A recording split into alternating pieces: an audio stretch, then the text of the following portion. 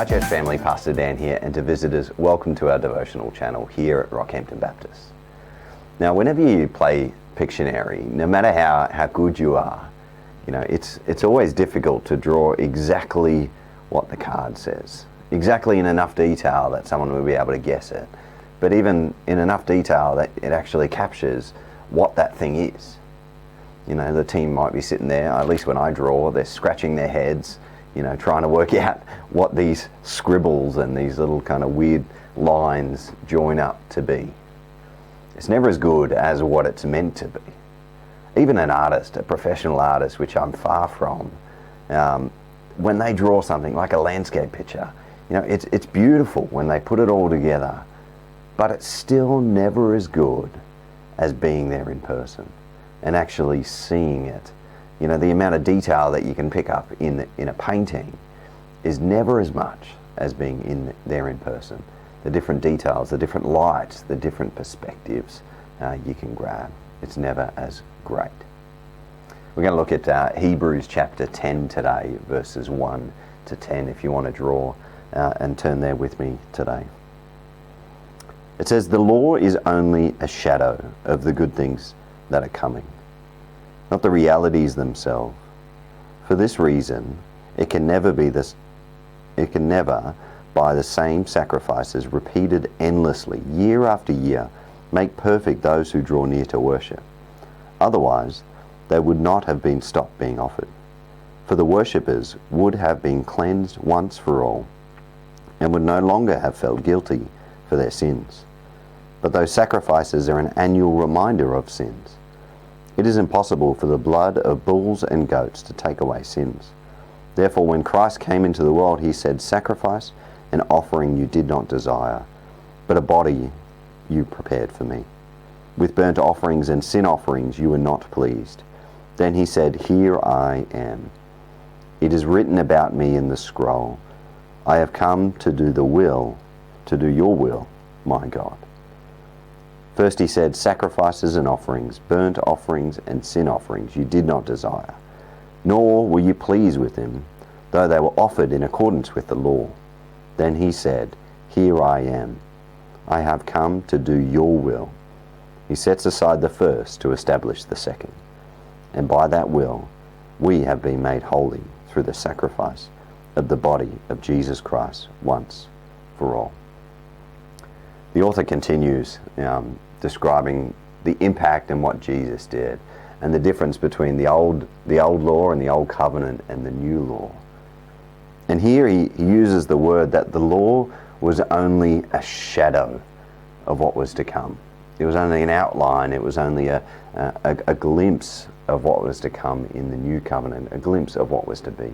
It was simply only a painting, a little Pictionary drawing of what was coming. It was never good of the reality of what could be.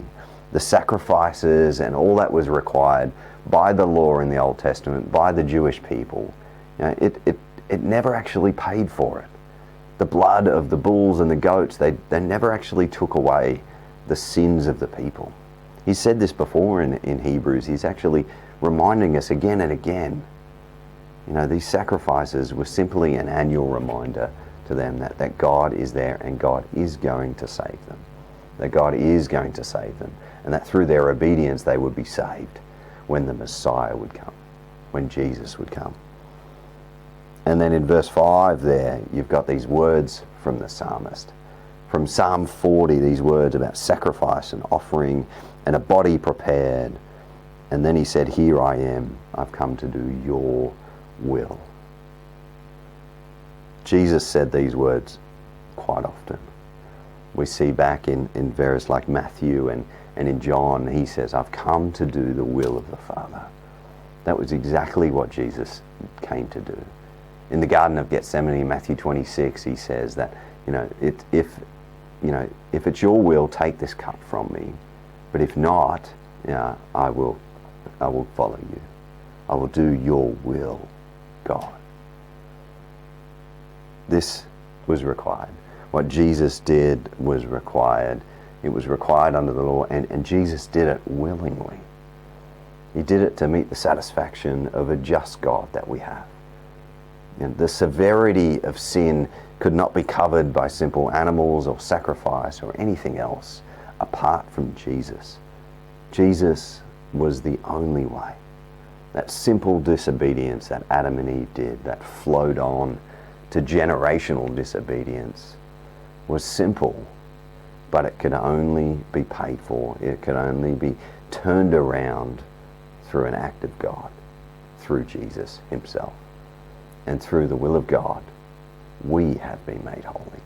Through what Jesus did in obeying God's will, we are made holy. That's incredible as we sit with that today. Let me pray for you. Dear God, we thank you. Lord, we thank you that Jesus was obedient to the will of you, the will of the Father.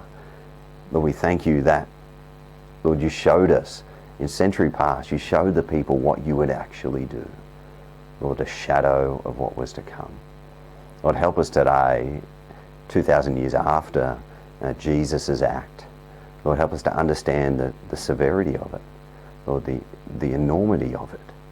What happened before, understand the Old Testament in order to actually realize what life we're living today and the freedom that we have because of what Jesus did.